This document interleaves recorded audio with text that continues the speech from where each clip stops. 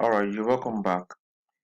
We are still continuing in our discussion of zone qualification, how to identify tradable zones, and of course, how to identify high probability setups, trade setups. Okay, so the second factor we're going to be looking at um, in zone qualification is going to be break of structure.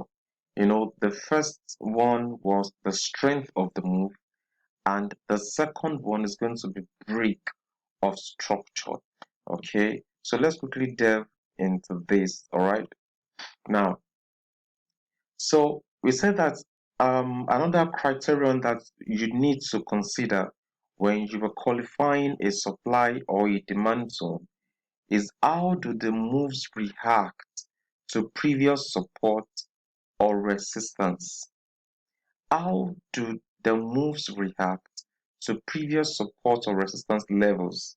This factor is important to qualify the power of the move, and I'm going to show you exactly what you should be looking at. Okay, now let us look at this chart from um, from the left hand side, like we have been doing. All right, so you can see that the rally that led up to this particular place was actually a very weak one. However, if you still remember when we were discussing market structure, we actually were able to deal with um, the resistance point and the support levels. Okay, and when we were looking at the resistance, we said that that's actually the price that the price where the market began to have some decline, or just move to the downside. Then the price where the price where market got to and it begins to rally up, that's a support. Now, if you look at this from the left hand side, you discover that price got a resistance from this particular place, all right, and decline up onto this particular place until it found another support. Okay, but look at these candles. you know Look at these candles. These are small, really very small candles that they were actually moving to the upside. Now, look at what happened next. There was a big move that broke through the former resistance. There was a big move that broke through the former resistance in this case. Okay, now what you need to understand is that when institutions place their orders in the market, they don't really care where your previous resistance or your previous support level is. When they are just entering that particular market, they don't really, their order has a way of pushing through the former resistance or the former support. So in this case, we saw a very strong move that broke through the former resistance. Okay, now breaking across that particular former resistance level is what we call break of structure. Okay, that is what we call break of structure. Now, that is the second factor that you really need to look into.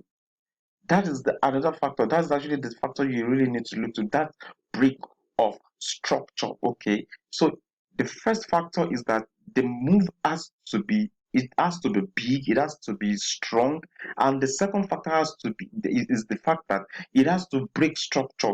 So the first question you want to ask yourself is this big? Is this move big? If it is big, did it break structure?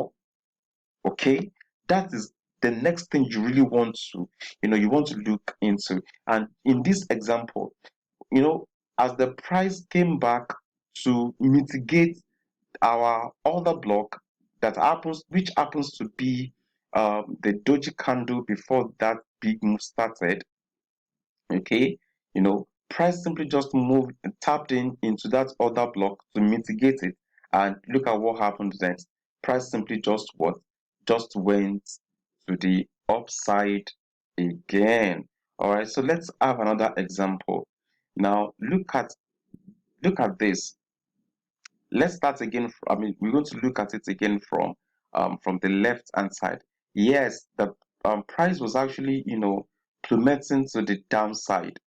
you know there was a there was a rally, or a bullish candle that just represents a very small rally around this particular place, and it found, hello, so it found uh a resistance at this particular point in place before it began to rally back down. What you have here is basically a series of lower highs and lower lows, lower highs and lower lows. So of course there was this particular resistance in this place to form that lower high before it formed a new lower low, to the downside. But look at what happened around this particular place. You know, here is where you have your former resistance, right? And look at this particular move. This particular move, when it started, it simply just broke through that particular former low, former lower high, even broke through this other form, because this also happens to be, this is so a resistant point. And look at what happened. There was a break of structure as well. Now, at this point, I would like to also um, quickly say this, that to see weak break, as in the WICK, that is the wick of a candle, that the shadow of a candle, or we call it shadow break, or we call it a weak break.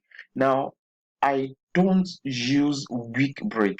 If there's going to be a break of structure, I want a break of structure that is actually broken by the body of the candle. Okay, I don't want to see rejection. I actually want to see a break of structure by the body.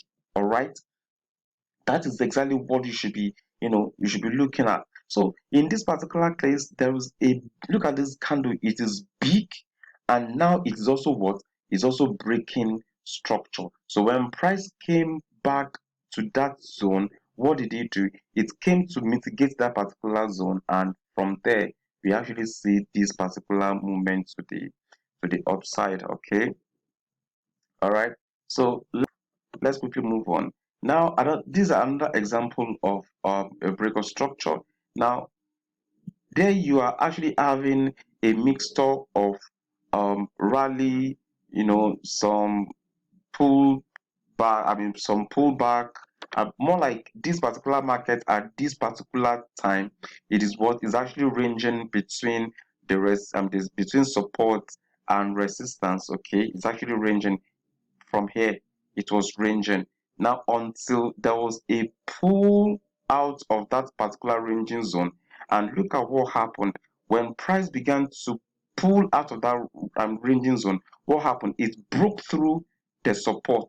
Okay, it broke through the support point, and it simply just went down strongly. Okay, it went down strongly. So what is going to be our order block? Our order block is going to be this pin bar, and we are also going to take into cognizance the wick of that particular big candle that began that particular move. Okay, so it's going to be the that pin bar, and of course the wick of that particular candle that started that particular move.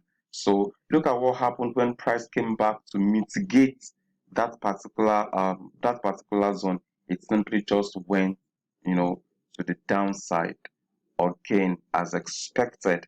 All right. All right, so this is going to be the end of this particular model. I'm going to encourage you to open your chart and begin to look at, past past actions of prices in the market. It doesn't matter what instruments you choose. It can be a currency, it can be a crypto, it could be oil, it could be gold, it could be silver, it could be anything you choose. Just look for these criteria in the market. I'm going to see you soon.